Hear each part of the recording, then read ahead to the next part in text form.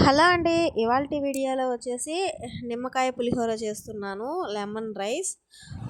మొన్న అమ్మ వాళ్ళ ఇంటికి వెళ్ళినప్పుడు నిమ్మకాయలు తెచ్చుకున్నాను. చాలా రోజుల తర్వాత నిమ్మకాయలతో లెమన్ రైస్ అయితే చేస్తున్నానండి. 2 మంత్స్ పైనే అయిపోయింది ఈ లెమన్ రైస్ తిని, నేను చేసి కూడా. అప్పుడైతే ఇష్టంగా తినేవాళ్ళం. వారంలో ఒక్కరోజైనా కంపల్సరీగా లెమన్ రైస్ ఉండేది మా టిఫిన్లో. ఇప్పుడు చాలా తగ్గించేసాం. మా ఆయన కూడా పెద్దగా ఇంటికాడ ఉండడం లేదు. డ్రైవింగ్ వెళ్ళిపోతే మార్నింగ్ వెళ్తే ఎప్పుడు వస్తారో తెలియదు కదా, ఇంకా బయటే ఎక్కువ భోజనం చేస్తున్నారు.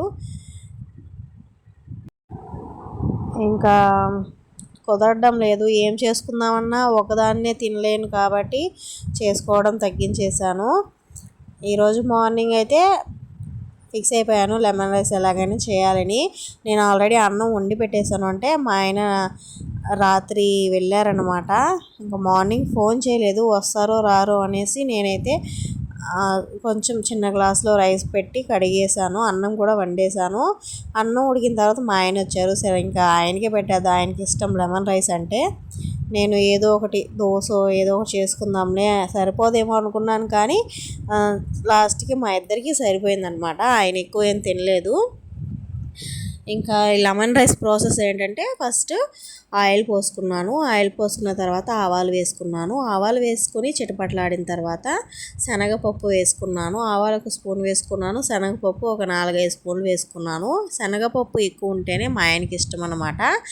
ఇంకా శనగపప్పు వేగిన తర్వాత ఎండుమిర్చి, పచ్చిమిర్చి వేసుకున్నాను. ఇక్కడ ఫ్రెష్ కరివేపాకు వేసుకుంటే బాగుండేది, కానీ కరివేపాకు ప్రజెంట్ లేదు.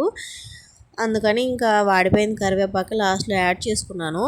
నాకు భయం అండి, పచ్చిమిర్చి వేసిన తర్వాత ఆయిల్లో చిట్లి మొహం మీద పడుతుందేమోనని. అలా ఒకసారి పడింది. అందుకనే నేను పచ్చిమిర్చి వేయగానే మూత పెట్టేశాను. వెళ్ళి నా మొహం మీద పడితే ఇంకా నా మొహం పాడైపోతుంది. ఇప్పుడు చివరగా కరివేపాకు యాడ్ చేశాను చూడండి. ఇందులో కొంచెం ఇంగువ కూడా వేసుకోండి. కొంచెం అంటే కొంచెమే వేసుకోవాలి. లాస్ట్లో వేస్తారు కొందరు. కొంచెం ఇంగువ వేసుకుంటే టేస్ట్ బాగుంటుందంట, బాగుంటుంది కూడా. ఇంకా మనకి పచ్చిమిర్చి, ఎండుమిర్చి బాగా ఫ్రై అయిన తర్వాత లాస్ట్లో పసుపు వేసి దింపేసుకోవడమే. చాలామంది పసుపుని ఎక్కువ వేస్తూ ఉంటారు. అలా ఎక్కువ తినడం కూడా మంచిది కాదు. ఎంతలో తినాలో అంతవరకే తినాలి. ఎక్కువ ఏదైనా కానీ మితంగానే తినాలండి, మితిమీరి తినకూడదు. కొందరి లెమన్ రైస్ చూస్తే భలేలోగా ఉంటుంది. అంటే వాళ్ళు ఎక్కువ పసుపు యూస్ చేస్తారో ఆలోచించండి. నేనైతే తక్కువ పసుపే వేసుకుంటాను.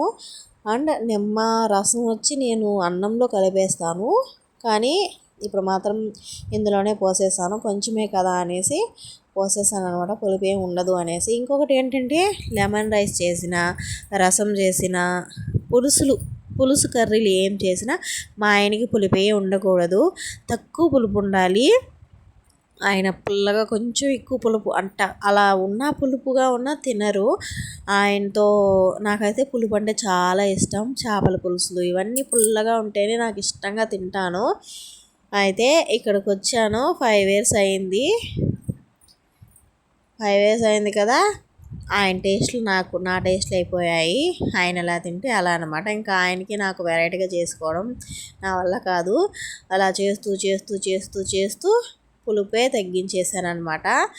మొన్నటి వరకు కూడా నేను ఏ కర్రీ అంటే పులుపు కర్రీ చేస్తే పుల్లగా ఉంది అంటారు. నాకేమో పుల్లగా ఉంది అనిపించదు, ఆయనకేమో పుల్లగా ఉంది అనిపిస్తుంది.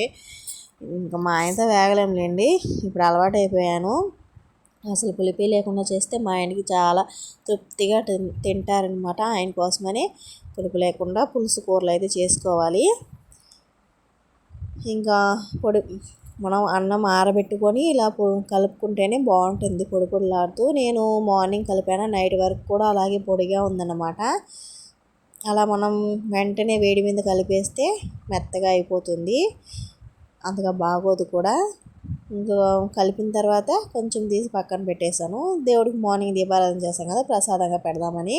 ఇంకా మా పాప వచ్చి నాకు పెట్టి మమ్మీ అని వెనకాలనే నిల్చుంది. కొంచెం పులుసు అయితే పక్కన పెట్టాను పాప కోసం. కలిపిన టైం ఎండుమిర్చి, పచ్చిమిర్చి కారం తగిలినా కానీ పాపకి తినదు. లెమన్ రైస్ ఎలాగో తినిందనమాట ఈరోజు. సరే ఫ్రెండ్స్, నేను చేసిన లెమన్ రైస్ ఎలా ఉంది అనేది కామెంట్ చేసి చెప్పేయండి. అలాగే మన ఛానల్ తప్పకుండా సబ్స్క్రైబ్ చేసుకోండి. Bye friends.